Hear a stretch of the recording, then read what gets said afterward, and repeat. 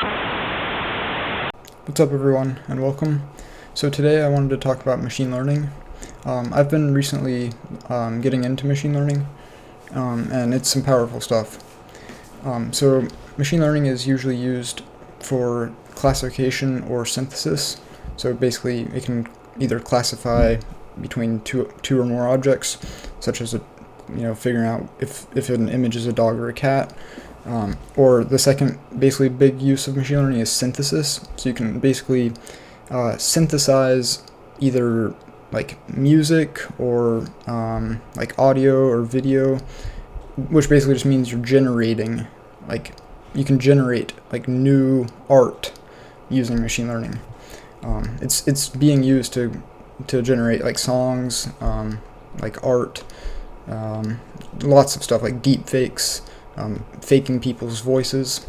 There's so much that you can do with machine learning, but today I wanted to show you all my first project that uses machine learning. It's basically a digit classifier.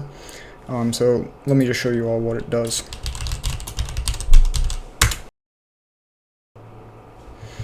Okay, so I'll start off just by testing 1, and you see our model predicts a 1 down here in the console. Let me make that a little bit bigger maybe, so you can see. Alright, we'll try 2, 3, 4,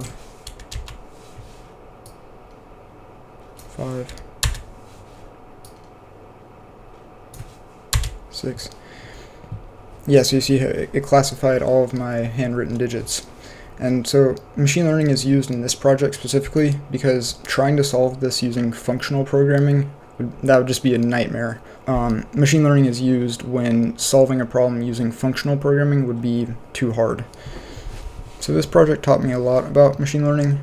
Like for example, I originally was using a learning algorithm called KNN, which means K nearest neighbors. But that turned out to be not. It was very good at predicting the number, but it wasn't good at predicting lots of numbers, because basically you had to train the model every time you wanted to predict a number. So it just took like 6 seconds for each prediction, and that just wasn't like suitable for this case.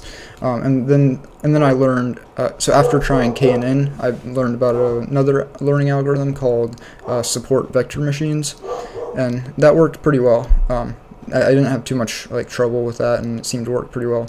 But then I took it a step further, and then I used a neural network architecture to basically solve this problem.